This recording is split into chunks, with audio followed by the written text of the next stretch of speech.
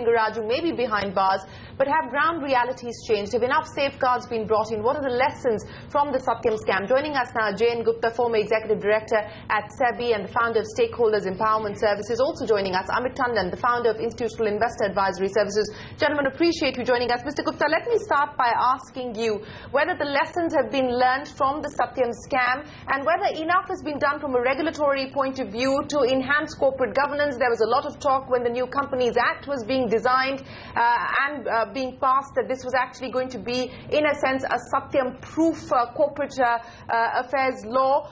Do you believe that whether it's the role of independent directors or its corporate governance standards, we are much better placed today than we were when the Satyam scam unfolded in 2008?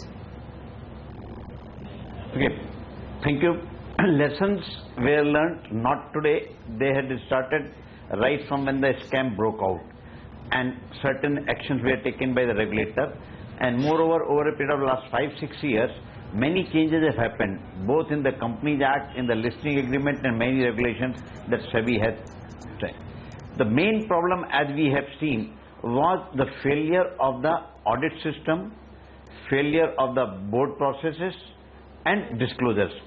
And we see that in the last couple of years, many measures have been taken which strengthens all these parameters.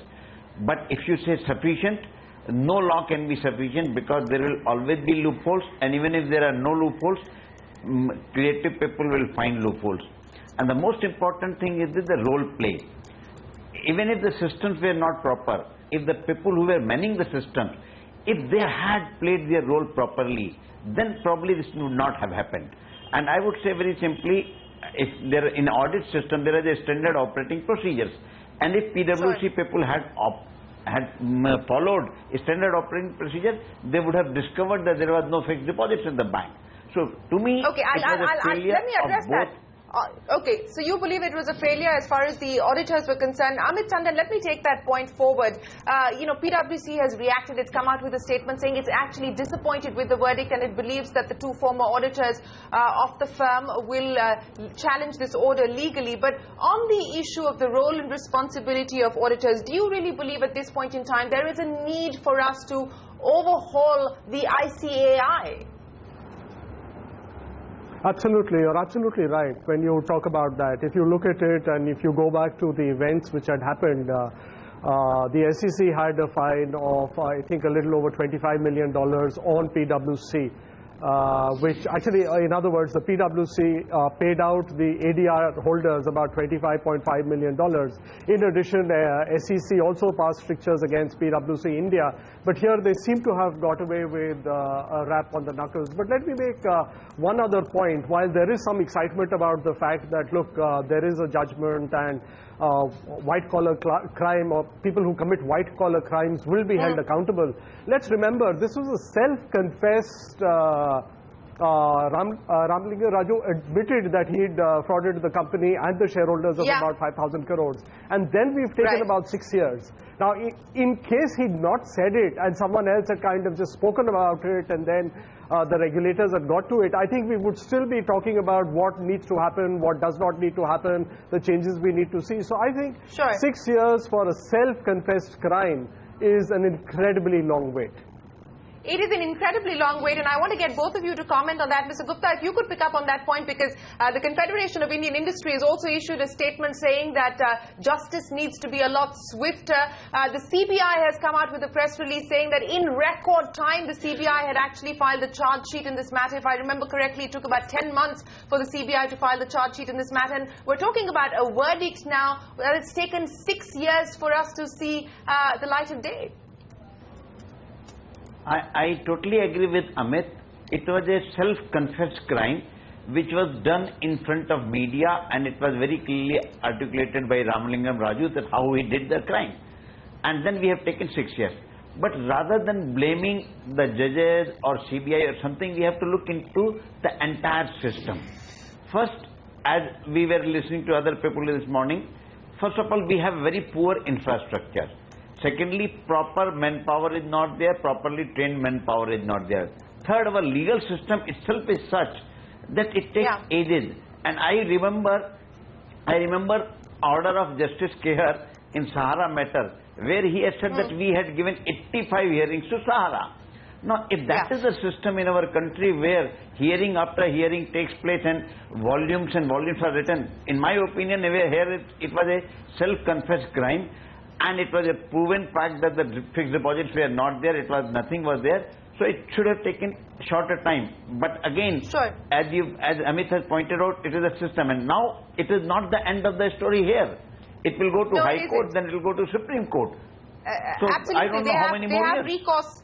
Yeah, they have recourse to legal options at this point in time. But Amit, and then let's talk about the road ahead, and let's talk about what more needs to be done. We talked about the overhauling of the IiAS. What about independence of audit committees, for instance? What about the role of rating agencies? What about the role of independent advisory firms like yours? What about the role of banks when it comes to holding corporate boards accountable? Look, you're absolutely right. At the end of the day, the person who walks the longest and holds the hand of the company the most is the auditors, and therefore there should be some punitive action against the auditors themselves, because if the company wants or if the management wants, they alone cannot doctor the accounts. At some stage, someone needs to be working with them. But I'd like to actually just quickly come to, since you spoke about a lot of the other people who are involved, I'd very quickly like to talk about a lesson which we very quickly seem to have forgotten. No matter what you say about Satyam, one of the things was that he confessed to everything in January. In April, I think it was by the April of 2009, that the government had appointed a committee to look into it, and very quickly it was sold. Tech Mahindra took it over, and about, at that time, I remember Ramalinga Raju's letter saying 53,000 employees. It was important to get them back, to get the company back on rails and working. And that is how we need to proceed. So whether it's the government, whether it's the bankers, whoever is in, whether it's the equity holders, whoever is involved, you need to recognize you have a problem and you need to go ahead and fix it quickly. And that, unfortunately, when I think about it, I think I can only point to Satyam.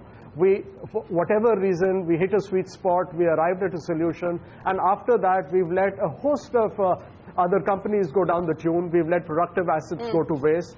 We've let people lose their jobs. We've let equity holders lose money. And we've not said that, okay, let's quickly find a solution to the problem and let everything else take its own, as Mr. Gupta rightly pointed out, let the law take its own course, but let's find a solution to getting the asset up and running quickly.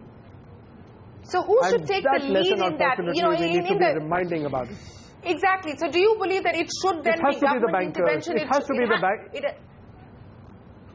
Go ahead. It has to be the bankers, it has to be the shareholders, it's these two, and it has to be a combination. Unfortunately, the debt markets and the equity markets don't talk enough to each other. They need to be talking to each other. There are so many cases which we read about, the NPL levels in banks. I remember Raghuram Rajan saying some time back that there's no birthright of promoters to continue to run the companies. So they need to step in and take and drive it from the front foot rather than wait for someone else to take action on this. And I can be sure, we speak to so many shareholders, a bet of institutional investors would be extremely supportive of any such step. Well, we do hope that we actually get everybody talking to each other so we don't see the kind of balance sheet fraud that was pulled off, the worst that corporate India has seen. And we do hope that, as Amit Tandon was pointing out, that in the future we are more solution-oriented. Jane Gupta and Amit Tandon, appreciate you joining us here on India Business Hour with your thoughts and opinions on the verdict that's been delivered today, a landmark verdict for corporate India.